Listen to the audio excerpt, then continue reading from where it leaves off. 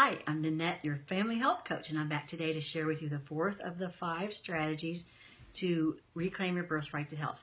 This strategy is to level up with intermittent fasting and ketosis. This is best done when you are fat adapted. What is fat adapted? That means that you have metabolic flexibility. In other words, your body can switch back and forth from burning carbs for fuel to fat for fuel. The problem with the standard American diet is that we never learn how to burn fat for fuel because we're consistently eating carbs. When you're consistently eating carbs, your body never has to take that step. So think of a fire.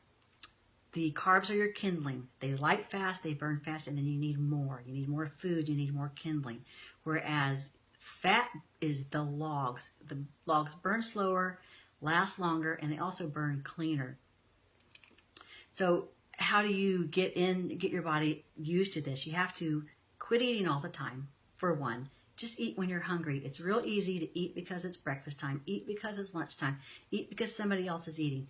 And this is definitely a mindset shift that you have to just ask yourself, am I hungry? Do I really want to eat this right now?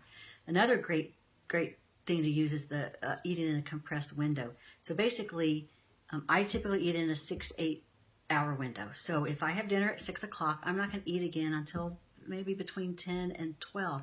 I was not able to do this years ago. I couldn't. I woke up hungry. I had to get something to eat. But now that my body has that metabolic flexibility, I don't eat until I'm hungry. Sometimes I'm hungry when I wake up. It depends on what I did the day before. Sundays I usually get up and eat because that's a big family breakfast day for us. My husband always gets up and cooks a big breakfast for us, so I don't do it then. But other than that, I ask myself, am I hungry? Am I ready to eat? And fasted exercise is really great too. I almost always exercise fasted. I'm stronger, I have more energy, and it really is amazing. But it's hard to understand that when your body is not into that, but you'll get there. So think about the compressed eating window. You can easily do 12 hours. I recommend that everybody at least start there. So if you eat dinner at 8 o'clock, you don't eat again until 8 the next morning. And then you try to grow that window, but don't suffer and eat when you're hungry, like I said. So if you eat dinner at 8 and you can not eat until 9 the next morning and maybe push it till 10, just see how, just kind of play with it and see how your body feels. The important thing, however, is to limit your carbs. The standard American diet, people who eat the standard American diet are typically eating upwards of 300 carbs per day. That's dangerous, and it's going to make you fat. And you look at Americans, 45% of Americans are overweight or obese. It's a problem because of our diet. For the weight management, for a good weight management, you want to eat less than 150 carbs. And you have to kind of maybe track it for a little while. There's an app.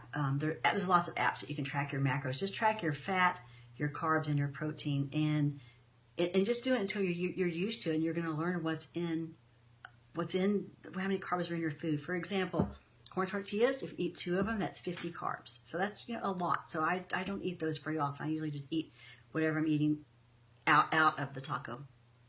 100 grams or less is great for weight loss, and then 50 grams or less will get you into ketosis. Basically, ketosis is where your body is producing ketones by burning fat. So it's been used for many years for certain medical conditions, but it also is great for developing your metabolic flexibility. So it's not always necessarily a place to stay for a long period of time. I go in and out of that. I usually am between 50 and 100 carbs per day when I track and look at it. There's also the exogenous ketones on the market where you can drink them, and I don't typically recommend those. They're great for some medical conditions, but overall, let your body do it. Your body has the fat to burn. Let your body burn it. I will attach on here as well the carbohydrate curve, which has all this laid out on it as well, so that you can refer to that.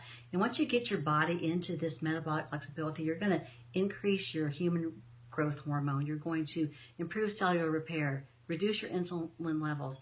You're going to improve your triglyceride and cholesterol levels, boost metabolism, stabilize weight. There's so many benefits to it. So it's just a mindset on watching what you're putting in your body, understanding the levels that you need to be at, and then just kind of managing it for a while. So that is it for leveling up with intermittent fasting and ketosis. Next Tuesday will be our final step, which is sunlight, play, and brain fitness. It's the fun one. So we will see you next Tuesday. Have a great day.